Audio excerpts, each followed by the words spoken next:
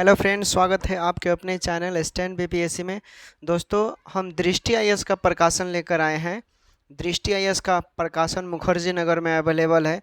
जो लोग मुखर्जी नगर से बीपीएससी शिक्षक भर्ती का तैयारी कर रहे हैं, वहां पर ये प्रकाशन आसानी से मिल सकता है।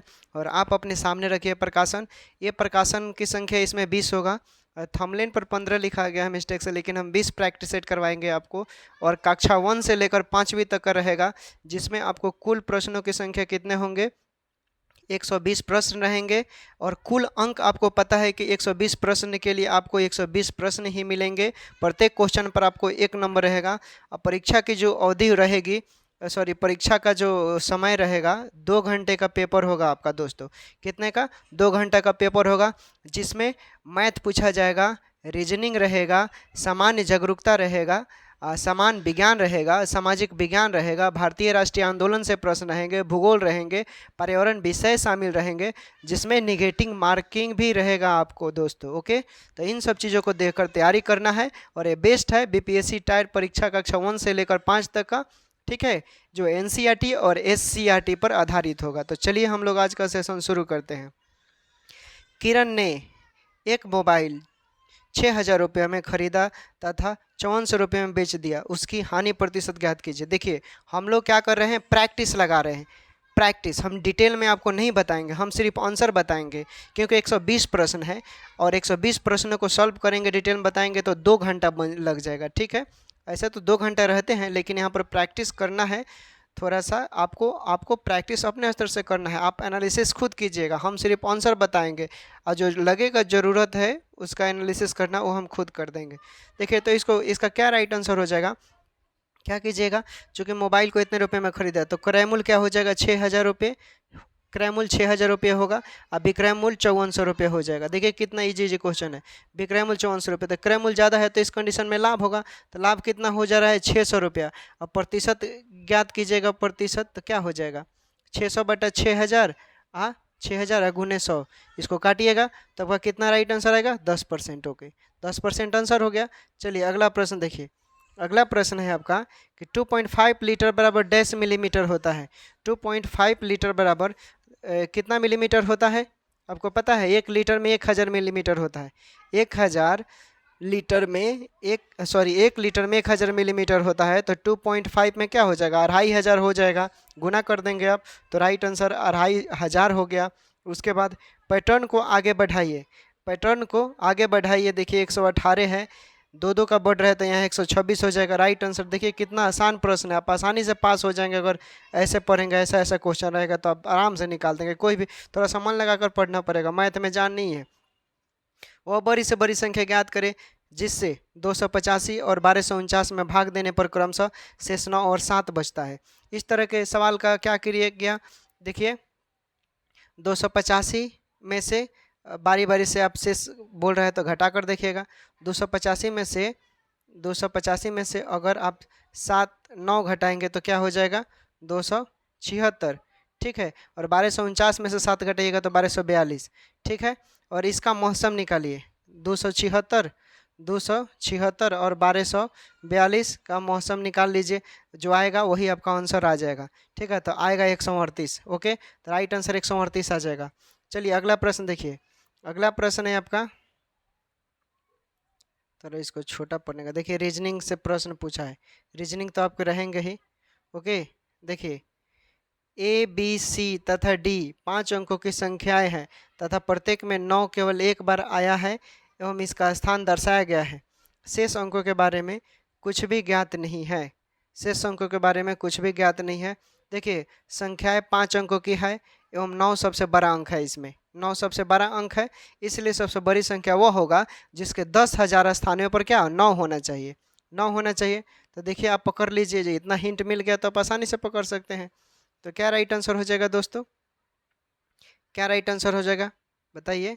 यानी आपका राइट आंसर होना चाहिए इसमें से 9, 10,000वें स्थान पर क्या होना चाहिए? 9 होना चाहिए। तो राइट आंसर आपका यही हो जाएगा। ठीक ना, 10,000वें स्थान पर 9 होना चाहिए। 3 राइट आंसर हो जाएगा। ठीक है, चारों संख्याओं में ये सबसे बड़ा है। ठीक है, नहीं ठीक है, चारों संख्याओं में सबसे ये बड़ा है, तो राइट आंसर आपका यही हो जाएगा 3 नंबर का। ठीक है, यही राइट आंसर हो जाएगा। अगला प्रश्न देखिए, अगला प्रश्न है आपका, चार आकृतियां दी गई है जिसमें से तीन किसी एक गुण के आधार पर समान है तथा एक सर्व प्रकार भिन्न है। भिन्न आकृति को चुनना है। चुनिए भिन्न आकृति, इसमें से कौन अलग है, कौन अलग है? देखिए भिन्न आकृति कौन अलग है, इसमें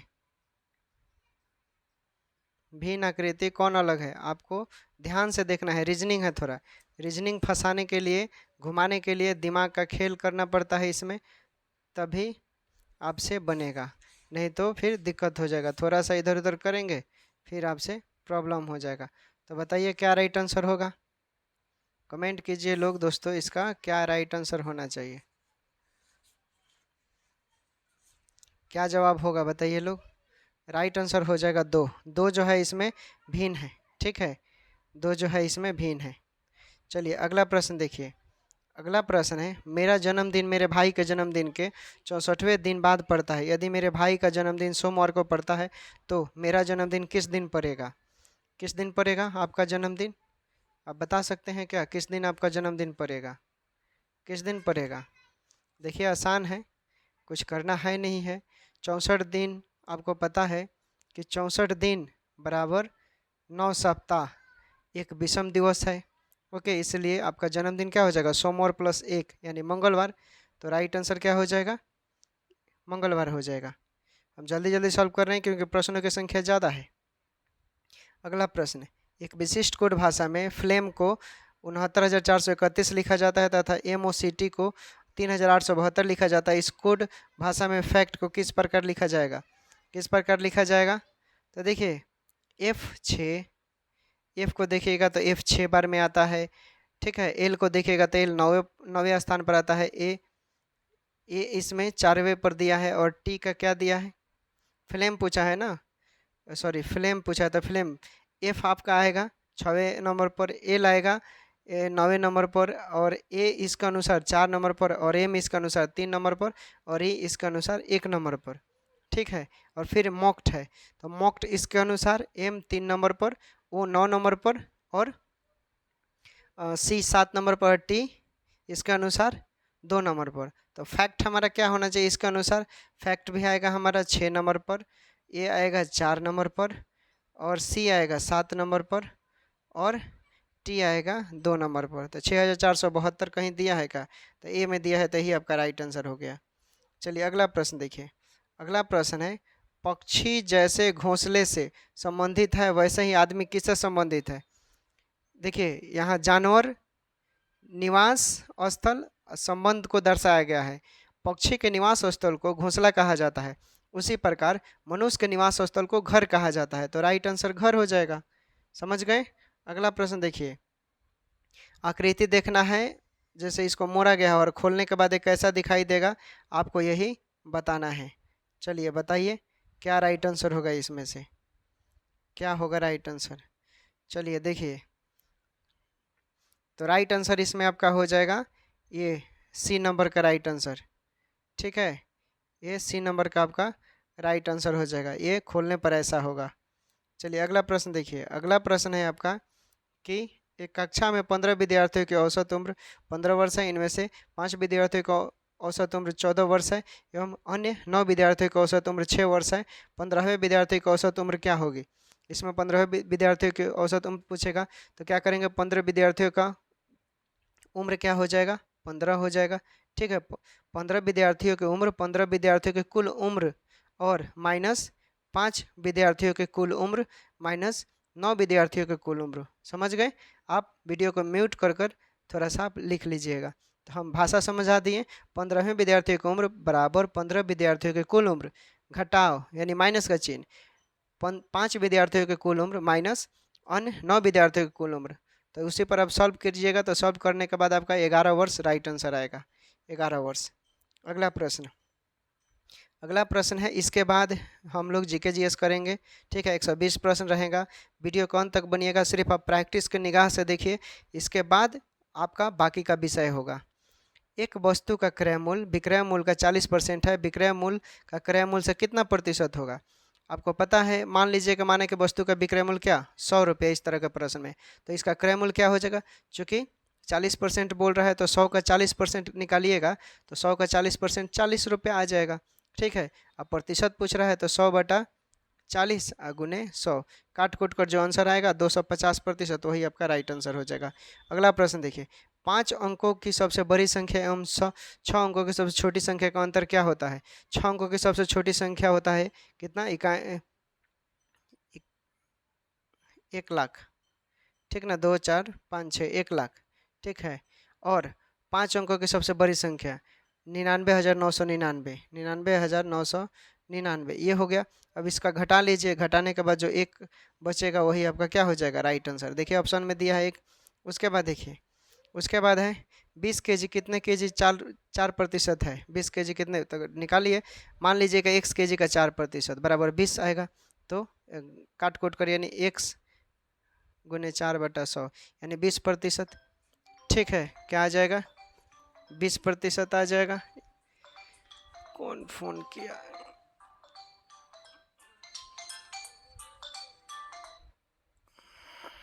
माफ कीजिएगा, मोबाइल साइलेंट कर देते हैं। चलिए ठीक है, समझ गए। तो इस तरह इसका राइट आंसर क्या हो जाएगा, इस तरह इसका राइट आंसर 500 केजी आ जाएगा। चलिए आगे प्रश्न देखते हैं। आगे प्रश्न है, किसी शहर की आबादी 5% वर्ष की दर से बढ़ती है। यदि शहर की वर्तमान आबादी 1,85,220 है तो एक वर्ष पहले क्या होगा, एक वर्ष पहले क्या होगा। चूँकि n, देखिए इसको बता देते हैं, लिखिएगा n वर्ष पूर्व जनसंख्या बराबर वर्तमान जनसंख्या के बराबर होगा। इसके अनुसार n वर्ष जनसंख्या बराबर वर्तमान जनसंख्या के बराबर होगा। तो वर्तमान जनसंख्या आप लिखिएगा, यानी वर्तमान जनसंख्या यहाँ लिखिएगा, वर्तमान जनसंख्या इंटू 100 + 100 और बटा दर। ठीक है, ठीक है, और कोमा बंद, अब पावर में n। अब इसी पर आपको, चूँकि जनसंख्या आपको दिया है 1,85,220, वैल्यू पुट कर n का मान 1 दिया है, निकाल लीजिएगा, मान आपका आ जाएगा, राइट आंसर भी आ जाएगा 1,76,400। तो ऑप्शन में देखिए दिया हुआ है, तो यही आपका राइट आंसर हो जाएगा। अगला प्रश्न देखिए, अगला प्रश्न है, बस दिमाग को कंसंट्रेट कर बनिएगा, हम हिंट दे रहे हैं, प्रैक्टिस हिंट के तौर पर बनता है, प्रैक्टिस करने से त्रुटियाँ कम होगी, जितना आप प्रैक्टिस लगाएंगे उतना आपका स्कोर बढ़ेगा। एक विशिष्ट कोड भाषा में गेम को SCPI लिखा जाता है, इस कोड भाषा में प्ले को किस प्रकार लिखा जाएगा। अभी मैंने इस तरह का सवाल बताया, देखिए समझ लीजिए, चूँकि G के बदले क्या दिया है 7, A के बदले क्या दिया है 1, M के बदले यहाँ क्या दिया है 13 और E के बदले 5 दिया है। उसी प्रकार दिया है SCPI के बदले H के बदले 8, C के बदले 3 और P के बदले 16 और क्या हो जाएगा, और I के बदले 9। ठीक है, उसी प्रकार आप निकालिएगा ना जी, उसी प्रकार आपको प्ले का निकालना है।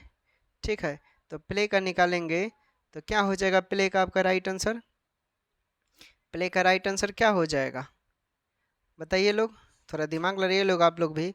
प्ले का राइट आंसर क्या हो जाएगा इसके अकॉर्डिंग, तो QNDC हो जाएगा 1 नंबर का राइट आंसर।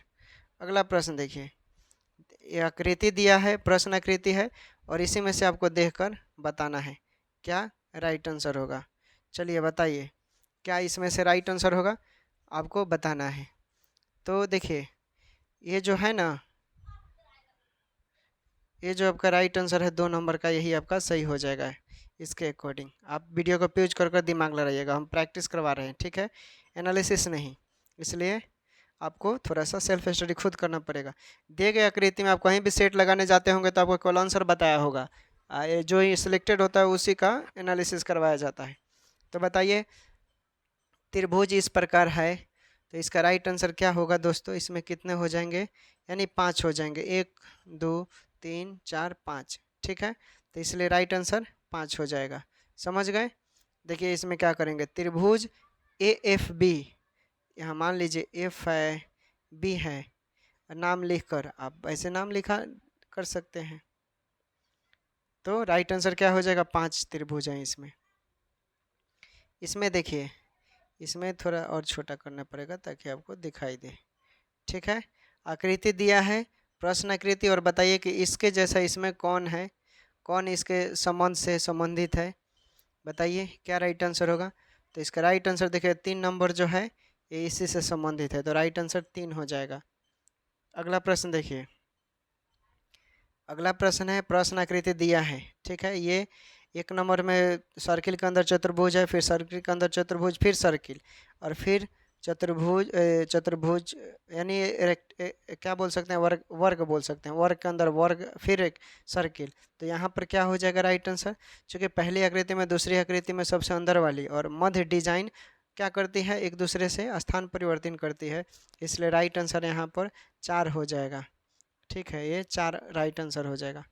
अगला प्रश्न देखिए, अगला प्रश्न देखिए, अब जूम कर देते हैं। देखिए इसमें क्या करना है, एक कक्षा में 2 खंड ए एवं बी हैं जिनमें क्रमशः 36 एवं 44 विद्यार्थी हैं। खंड ए का औसत वजन 40 केजी एवं खंड बी का औसत वजन 35 केजी है। संपूर्ण कक्षा का औसत वजन ज्ञात कीजिए। क्या होगा, ज्ञात कीजिए।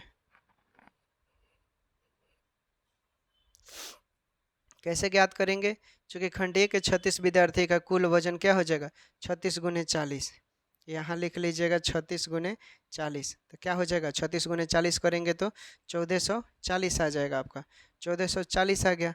फिर पूछ रहा है खंड बी के 44 विद्यार्थी, तो 44 गुने 35, बी का कितना हो जाएगा, खंड बी के 44 गुने 35, इसको गुना कीजिएगा तो कितना आ जाएगा मान आपका, देखिए गुना कर कर तो कितना आ रहा है 1540, 1540 आ जाएगा। ठीक है, अब आगे देखते हैं, आगे, अब आगे कैसे सॉल्व करेंगे, चूँकि कुल पूछा है तो कुल क्या हो जाएगा आपका, कुल, कुल क्या हो जाएगा, कुल हो जाएगा 36 प्लस 44, 36 प्लस 44 को ऐड कीजिए तो क्या आ जाएगा, 80 आ जाएगा। ठीक है, आप लिखते रहिएगा पेन पर तो समझ में आएगा।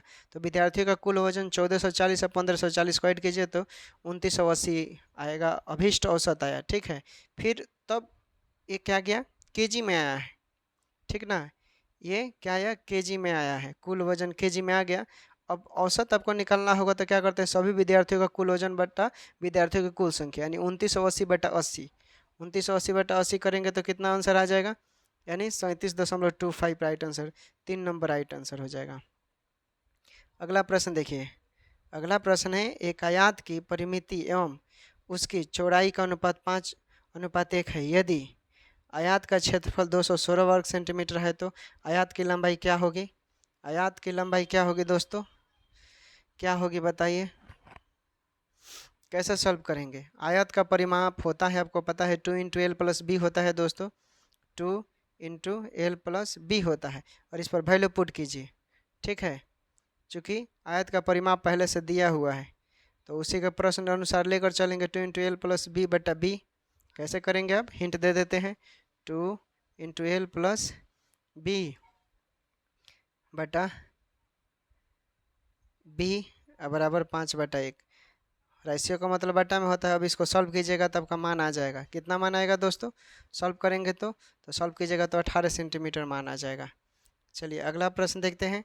अगला प्रश्न है दोस्तों कि 2 भिन्न 2/5 तथा 3/4 का योग ज्ञात करना है। ठीक है, 2/5 और 3/4 का मान ज्ञात करना है, तो 2/5 प्लस 3/4 कीजिए, देखिए कितना आ रहा है। अभीष्ट योग एक बार निकालिए,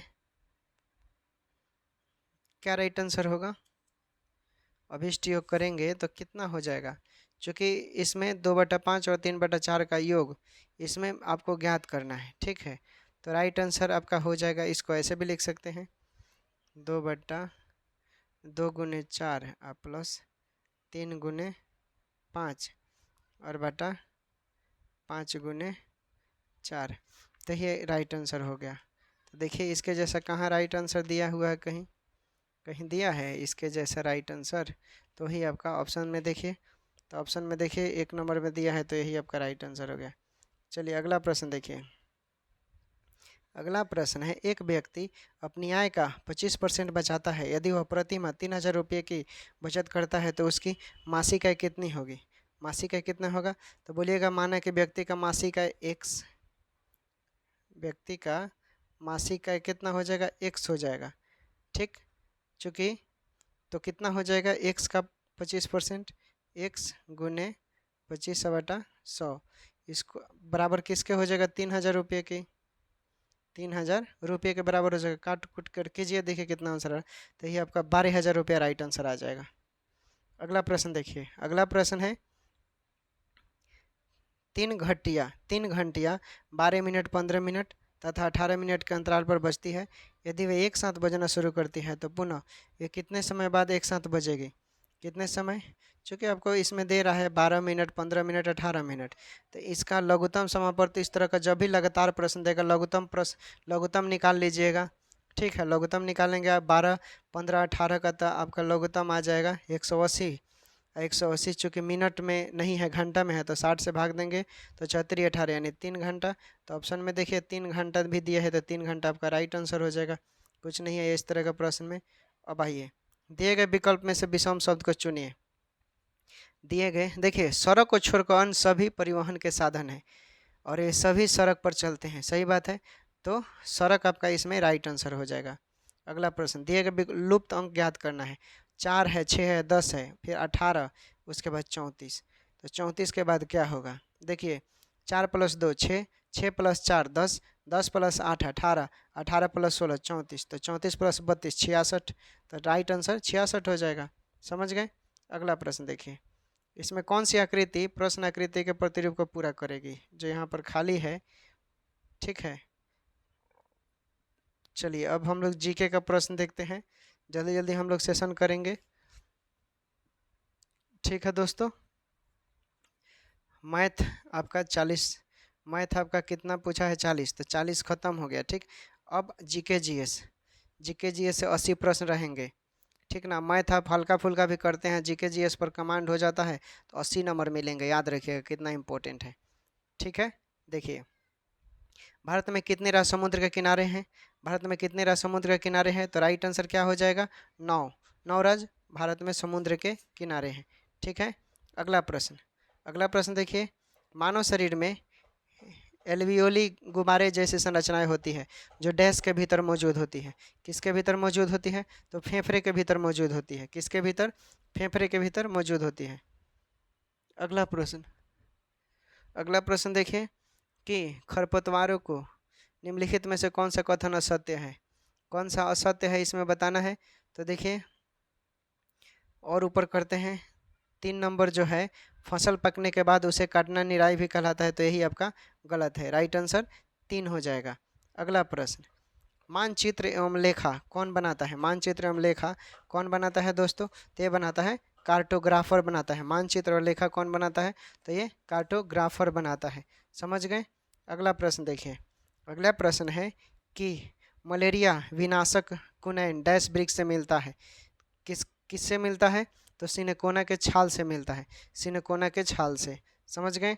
अगला प्रश्न, चलिए अगला प्रश्न देखिए, अगला प्रश्न है आपका कि नीचे से जुड़े कुछ कथन दिए गए, इन्हें पढ़े और दिए गए कूट की सहायता से उत्तर का चयन करना है। ठीक है, तो देखिए आपको कूट सामने दिया हुआ है। गतिशील पवन वायु कहलाती है, वायु गर्म होने पर फैलती है, वायु केवल कम वायु दाब वाले क्षेत्र से उच्च वायु दाब वाले क्षेत्र की ओर चलता है। क्या राइट आंसर होगा, देखिए वायु लगातार पृथ्वी के चारों ओर घूम रही है और इस गतिमान वायु को पवन कहते हैं, और हवाएं तब बनती है जब एक क्षेत्र से दूसरे क्षेत्र में वायु दाब का अंतर होता है। तो राइट आंसर ए और बी दोनों होगा, ए और बी सही है, सी नहीं होगा। अगला प्रश्न, चलिए अगला प्रश्न बताइए कि घटपर्णी विषमपोषी क्यों होते हैं। घटपर्णी विषमपोषी क्यों होते हैं, क्योंकि उन्हें मृदा से नाइट्रोजन नहीं मिलता, क्योंकि उन्हें मृदा से नाइट्रोजन नहीं मिलता। समझ गए। अगला प्रश्न देखिए, अगला प्रश्न है कि चंगप्पा के बारे में निम्नलिखित में से कौन सा कथन असत्य है, कौन सा कथन सत्य है और सत्य बताना है। तो देखिए यह हमेशा एक जगह पर टिके रहने वाली जनजाति है, जो कि एक गलत है, ये हमेशा एक जगह नहीं टिका रहता है।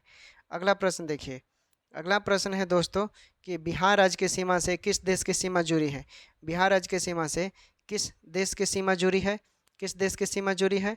तो देखिए ये जुड़ी है नेपाल की। ठीक है, बिहार राज्य की सीमा नेपाल की सीमा से जुड़ी है। अगला प्रश्न देखिए, राकेश ने कहा मुझे हिमालय पर चढ़ना है, मैं पहाड़ पर चढ़ने की ट्रेनिंग लेना चाहता हूँ। इसके लिए मैंने एक संस्थान नेशनल इंस्टीट्यूट ऑफ माउंटेनियरिंग चयन किया है। नामांकन के लिए राकेश को उत्तराखंड के किस जिले में जाना होगा? किस जिले में जाना होगा बताइए?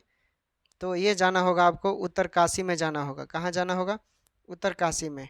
अगला प्रश्न देखिए, अगला प्रश्न है कि प्राचीन काल में नाथुला का रास्ता किस नाम से जाना जाता है? प्राचीन काल में नाथुला का किस नाम से जाना जाता है? किस नाम से जाना जाता है? तो ये जाना जाता है सिल्क, गरम एवं पहाड़ी मार्ग दोनों के नाम से। अगला प्रश्न देखिए, अगला प्रश्न है grand old man of India के रूप में कौन जाने जाते हैं? Grand old man of India के रूप में कौन जाने जाते हैं? कौन जाने जाते हैं? तो ये आपको भी पता है, दादा भाई नौरोजी को बोलते हैं। ओके, अगला प्रश्न,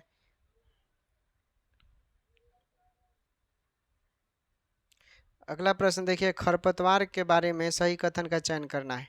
सही कथन बताना है। तो खरपतवार बिना बोए अपने आप ही खेतों में उग जाते हैं, तो बिल्कुल सही है, इसे बोने की कोई ज़रूरत नहीं, अपने आप आते हैं। चलिए अगला प्रश्न, और एक और, खरपतवार को खेत में निकालना जरूरी होता है, नहीं निकालेंगे तो दिक्कत हो जाता है। ये आपका राइट आंसर हो जाएगा। ठीक है, चलिए अगला प्रश्न देखिए, अगला प्रश्न है अगर आपके कपड़ों ने अगर आपके कपड़ों में आग पकड़ ली है तो सुरक्षा की दृष्टि से इनमें क्या सही नहीं होना चाहिए? क्या सही होना चाहिए? तो देखिए, चारों तरफ दौड़ना शुरू कर दीजिए, ये आपको नहीं करना चाहिए, नहीं तो चारों तरफ दौड़िएगा तो फिर दिक्कत होगा। अपने हाथ से अपना चेहरा ढक कर, ये सही है। फर्श पर लेट जाए आप, हाँ, तो सिर्फ 4 नंबर आपका सही नहीं है। अगला प्रश्न देखिए, राज्य द्वारा संचालित स्कूल किस लिए है? ऑप्शन है 4 को, इसमें बताइए किस लिए है दोस्तों, किस लिए है? तो ये है दोस्तों आपके, चलिए ऑप्शन पढ़ते हैं, ताकि सभी बच्चों को पढ़ने लिखने का मौका मिले, सही है। सिर्फ, ताकि सिर्फ कुछ समुदाय के लोगों को, गलत है, सभी के लिए होता है ना, कुछ समुदाय के लिए क्यों? ताकि सिर्फ गरीबी रेखा के नीचे जीवन निर्वाह नहीं है, गरीबी रेखा है क्यों, और बाकी जो हम और लोग हैं वो कहाँ जाएंगे? ताकि सभी को एक दूसरे से कुछ ना कुछ सीखने का मौका मिले, तो सही, ए और डी राइट आंसर हो जाएगा। अगला प्रश्न, तो 4 नंबर इसका राइट आंसर। अगला प्रश्न, दार्जिलिंग किस राज्य में अवस्थित है? दार्जिलिंग किस राज्य में अवस्थित है? दार्जिलिंग किस राज्य में अवस्थित है? तो ये अवस्थित है दोस्तों पश्चिम बंगाल में। अगला प्रश्न, बिहार के प्रथम मुख्यमंत्री कौन थे? बिहार के प्रथम मुख्यमंत्री कौन थे? बिहार के प्रथम मुख्यमंत्री श्री कृष्ण सिंह थे। समझ गए? अगला प्रश्न, मगध साम्राज्य की राजधानी कहाँ हुई थी? मगध साम्राज्य की राजधानी गिरिराज या राजगीर भी आप बोल सकते थे उस समय। ओके, अगला प्रश्न, बढ़ई को काम मुख्यतः संबंधित होता है किससे? तो वेरी सिंपल, बहुत आसान है, इसमें कुछ नहीं करना है, लकड़ी से संबंधित होते हैं बढ़ई, यानी जो कुर्सी टेबल बनाते हैं उनको। अब देखिए, भूगोल से संबंधित प्रश्न है, 23.5 डिग्री उत्तरी अक्षांश का पश्चिमी नाम क्या है? 23.5 डिग्री उत्तरी अक्षांश का पश्चिमी नाम क्या है? तो कर्क रेखा बोलते हैं इसको। क्या बोलते हैं? कर्क रेखा। निम्नलिखित में कौन पानी के साथ घोल बनाता है? कौन पानी के साथ घोल बनाता है? तो नमक, NaCl जिसको बोलते हैं। अगला प्रश्न देखिए, अगला है, फूली हुई पूरी तेल में तैरते हैं क्यों? फूली हुई पूरी तेल में तैरते हैं क्यों? क्योंकि पूरी में वाष्प भरा होता है, राइट आंसर, वाष्प भरा रहता है। अगला प्रश्न, कुछ प्लास्टिक ऐसे हैं जिन्हें एक बार सांचे में ढाल दिया जाता है तो उन्हें ऊष्मा देकर गर्म नहीं किया जा सकता, ऐसे प्लास्टिक कहलाते हैं। क्या कहलाते हैं? तो ऐसे प्लास्टिक सांचे में ढाल दिए जाते हैं, थर्मोसेस्टिंग प्लास्टिक उसे बोलते हैं। अगला प्रश्न, अगला प्रश्न है कि एक मनुष्य दीवार पर बल लगाकर उसे क्या करता है? स्थापित करने में असमर्थ होता है, तब वह क्या हो जाएगा? तब वह भाई कोई कार्य नहीं करेगा। जब आपसे स्थापित नहीं होगा, कोई चीज़ हटेगा ही नहीं, तो कोई कार्य कैसे कहा जाएगा? डिस्प्लेस होना चाहिए। टीबी से बचने हेतु कौन सा टीका सही है? टीबी से बचने हेतु कौन सा टीका सही है? तो ये है दोस्तों BCG का टीका, BCG का टीका। अगला प्रश्न, अगला प्रश्न देखिए, अगला प्रश्न है आपका, निम्नलिखित वाक्यों पर विचार करें और कूट की सहायता से सही उत्तर का चयन करना है। ठीक है, तो देखिए क्या राइट आंसर होगा इसका? जीवाणु की वृद्धि रोकने के लिए मांग, थोड़ा ऊपर कर देते हैं, यही ऑप्शन सही है आपका। जीवाणु की वृद्धि रोकने के लिए मांस तथा मछली को सूखे नमक से ढक देते हैं, जो बिल्कुल सही है। अगला प्रश्न, अभी बताया था, इसको रिपीटेड है शायद, उत्तरी अक्षांश को कर्क रेखा कहते हैं। 66 तक हम लोग कर लिए हैं, आगे करेंगे हम लोग, ठीक है। देखिए ये कथन दिया है, इसमें आपको बताना है कौन सा सही है। नीचे दो वक्तव्य दिए गए हैं, एक को अभिकथन तथा और दूसरे को कारण आर कहा गया है। नीचे दिए गए कूट की सहायता से सही उत्तर का चयन करें। अभिकथन ए, ध्रुवीय भालू के शरीर पर बालों की एक मीठी परत होती है। कारण आर, ध्रुवीय भालू के बाल उन्हें कड़ाके की ठंड से बचाता है। तो कौन सा इसमें से सही होगा, कौन सा सही होगा?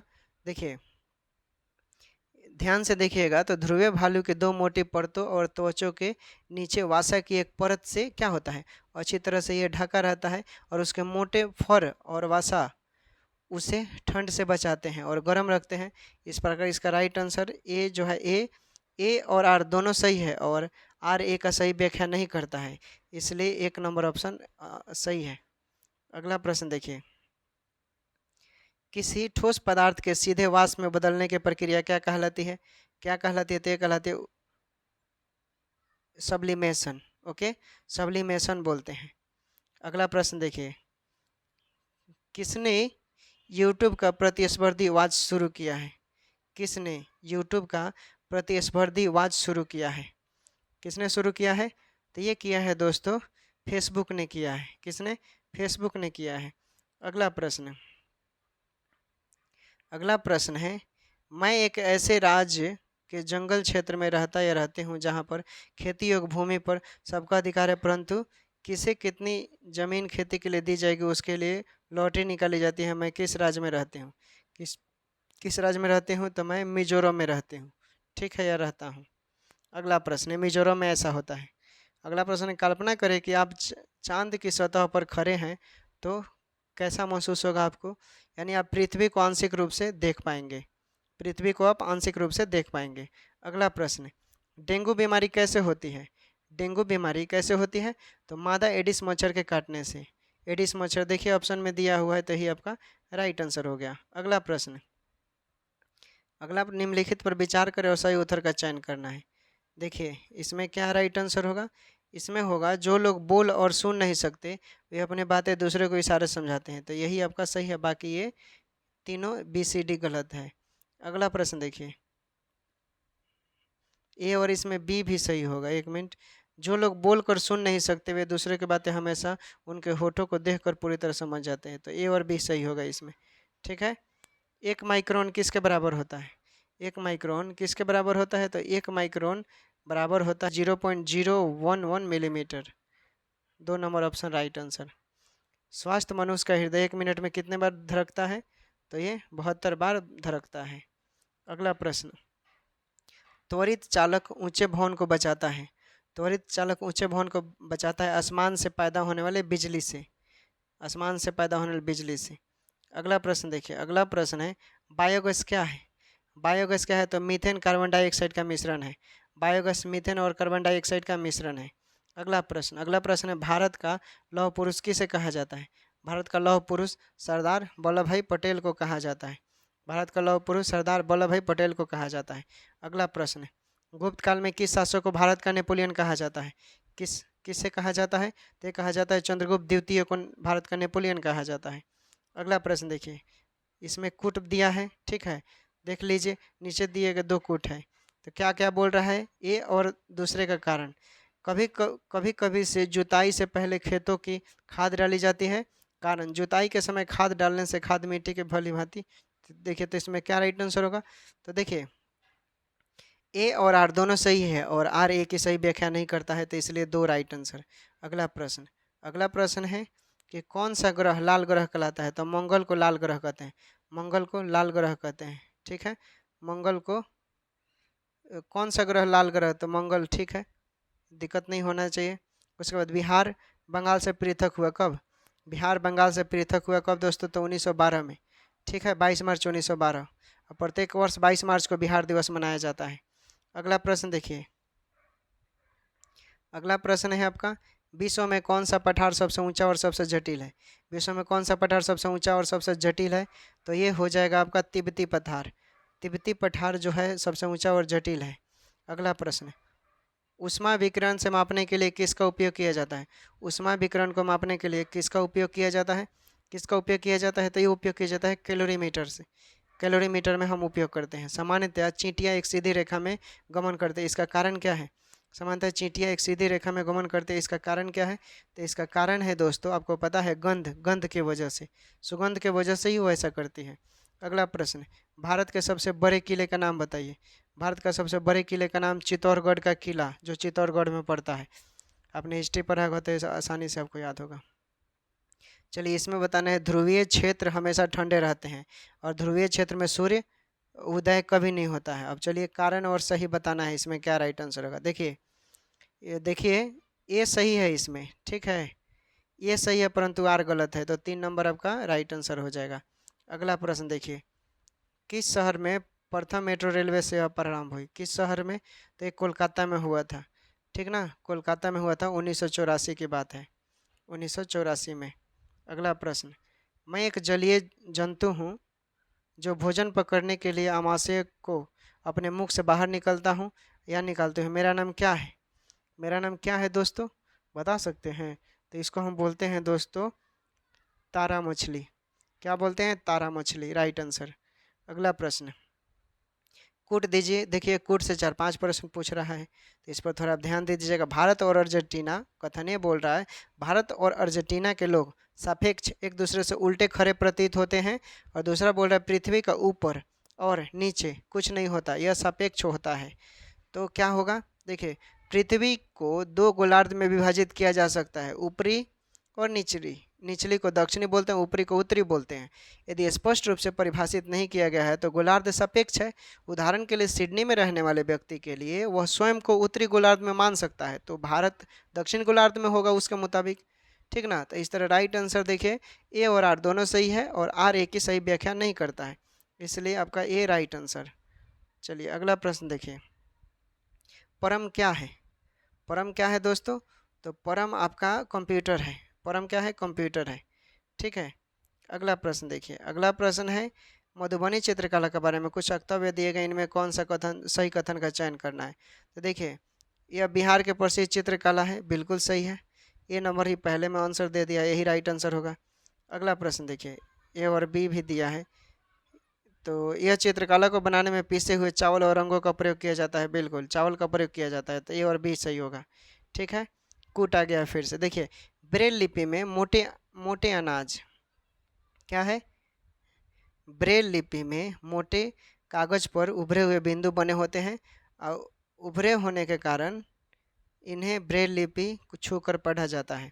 देखिए, तो बोल रहा है कथन एक, कथन एक और कथन दो दोनों सही है, तो बिल्कुल सही है, यही आपका राइट आंसर हो गया, ठीक है। अगला प्रश्न देखिए, कथन फिर आ गया, इसमें बोल रहा है निम्न दाब पर कार्बन डाइऑक्साइड द्रव के रूप में सिलेंडर में भरी जा सकती है। दूसरा कथन है सिलेंडर से छोड़े जाने पर CO2 बहुत अधिक फैलती है और ठंडी हो जाती है। इसमें कौन सा कथन सही है? देखिए, कार्बन डाइऑक्साइड CO2 के सिलेंडरों में तरल के रूप में उच्च दाब संग्रहित करता है, और जब सिलेंडर को छोड़ा जाता है तो CO2 मात्रा में अत्यधिक फैलती है और ठंडा हो जाती है। इसलिए आपका राइट आंसर कथन एक गलत है, परंतु कथन 2 जो है सही है, ठीक है। 2 कथन सही है, पहला गलत है। 4 नंबर राइट आंसर। अगला प्रश्न देखिए, अगला प्रश्न, ऐसा प्लास्टिक जो गर्म करने पर आसानी से विकृत हो जाता है एवं सरलतापूर्वक मुड़ जाता है वे कहलाता है। दृष्टि है इसका प्रकाशन है दोस्तों। देख लीजिए कितना एकदम टॉप सिलेक्टेड क्वेश्चन है, ये प्रैक्टिस कर लीजिए, बहुत आपको मदद मिलेगा, ठीक है। तो राइट आंसर हो जाएगा थर्मोप्लास्टिक, इसे बोलते हैं। क्या बोलते? थर्मोप्लास्टिक। भारतीय विज्ञान संस्था कहाँ है? भारतीय विज्ञान संस्था आपको पता है बेंगलुरु में है, भारतीय विज्ञान संस्था। अगला प्रश्न देखिए, अगला प्रश्न है पेशियों में थकान किस कारण होती है? पेशियों में थकान किस कारण होती है? तो लैक्टिक अम्ल के कारण होता है। किस कारण होता है? लैक्टिक अम्ल के कारण। उदासीन विलयन का पीएच मान कितना होता है? उदासीन विलयन का पीएच मान कितना होता है? तो उदासीन विलयन का पीएच मान 7 होता है। उदासीन विलयन का पीएच मान 7 होता है। अगला प्रश्न देखिए, अगला प्रश्न है बिहार में तेल शोधक कारखाना कहाँ है? बिहार में तेल शोधक कारखाना कहाँ है? तो राइट आंसर बरौनी हो जाएगा। क्या हो जाएगा? बरौनी। जैव गैस के मुख्य घटक क्या है? जैव गैस का मुख्य घटक क्या है? तो मुख्य घटक है मीथेन और कार्बन डाइऑक्साइड। जैव घटक का मीथेन और कार्बन डाइऑक्साइड। अगला, मलेरिया के मच्छर दिन के किस समय काटते हैं? मलेरिया का मच्छर दिन के किस समय काटते हैं? किस समय काटते हैं दोस्तों? तो ये शाम 7 बजे से लेकर सुबह 5 बजे तक काटते हैं। देख लीजिए समय भी दिया है, उसके बाद ये नहीं काटता है, दिन में भी काट सकता है। पानी के अंदर ध्वनि तरंगों को मापने के लिए इस्तेमाल किए जाने वाले उपकरण का नाम बताइए। क्या नाम है उपकरण का नाम? उपकरण का नाम क्या है? तो इसे हाइड्रोफोन बोलते हैं। क्या बोलते हैं इसे? हाइड्रोफोन बोलते हैं। अगला प्रश्न, निम्नलिखित में से क्या मानव में ऊर्जा और सामग्री का स्रोत है? क्या है सामग्री का स्रोत? तो सामग्री का स्रोत है भोजन, ठीक ना? क्या है? भोजन। अगला प्रश्न, भारत में पहली तार लाइन किन दो स्थानों से चला था? किन दो स्थानों से चला था दोस्तों? तो ये चला था कलकत्ता से आगरा के बीच।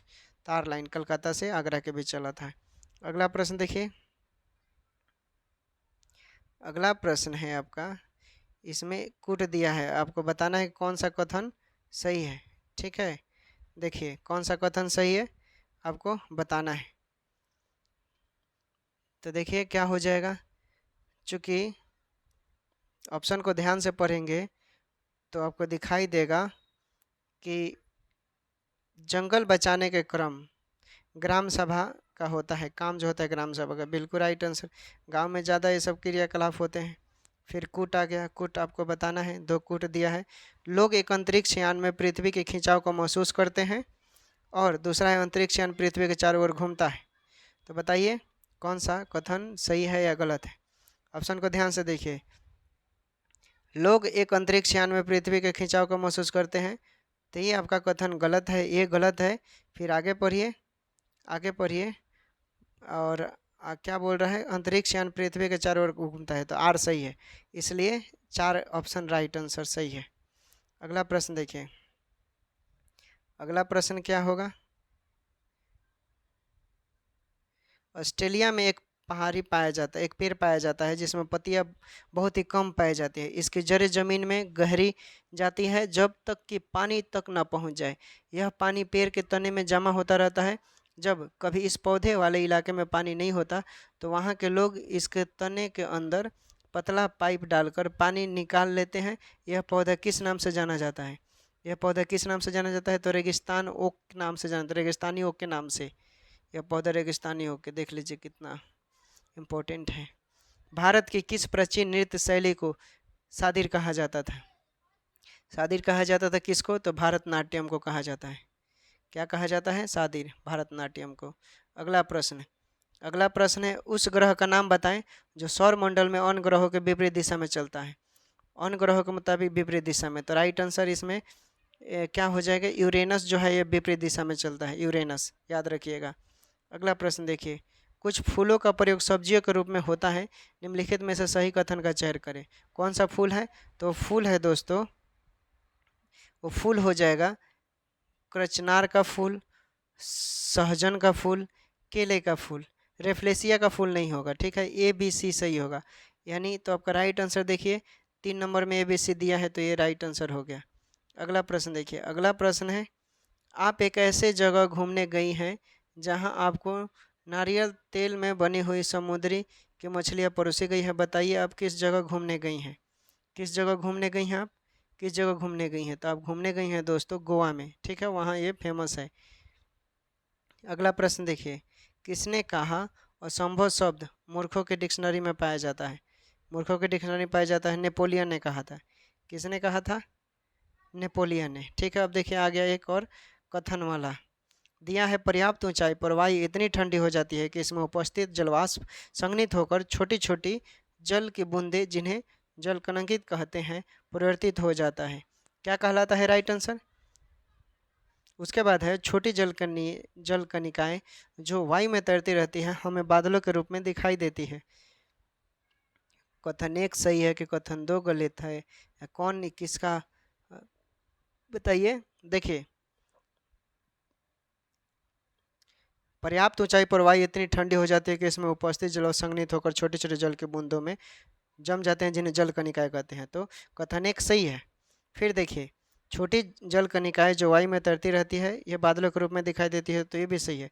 इस तरह आपका राइट आंसर क्या होगा? ए और 2, 1 और 2 दोनों सही हैं। दोस्तों हमारा पहला प्रैक्टिस सेट दृष्टि एस का समाप्त होता है, ठीक ना दोस्तों? और फिर हम लोग ये 8 बजे क्लास, 8 बजे ही जुड़िएगा आप लोग, ठीक है ना। बीपीएससी शिक्षक के लिए 8 बजे और बिहार सिविल कोड के लिए 5 बजे, ठीक है। तो आप लोग जुड़िए और पूरा सेट हम करवा देंगे। दृष्टि का 20 गो सेट है हमारे पास, वो आप लोग कर लीजिए प्रैक्टिस और पढ़ते रहिए। चैनल पर नए होंगे तो इसे सब्सक्राइब कर लीजिएगा ताकि आप तक वो सेट आसानी से पहुंच जाए। और देखिए सब्सक्राइब कीजिएगा, लाइक कीजिएगा, तो आप पैसा तो लगता नहीं है सब्सक्राइब करने में, लाइक करने में, ठीक ना। आप कर लेंगे तो हमारा मनोबल बढ़ेगा, हम ऐसे ही आपके लिए सेशन लेकर लाते रहेंगे। ठीक है दोस्तों, टेक केयर, बाय बाय। अपना ख्याल रखिए, पढ़ाई करते रहें और अपने माता पिता का सेवा करें और सिलेक्शन लें और जल्दी शादी विवाह कीजिए। ठीक है दोस्तों।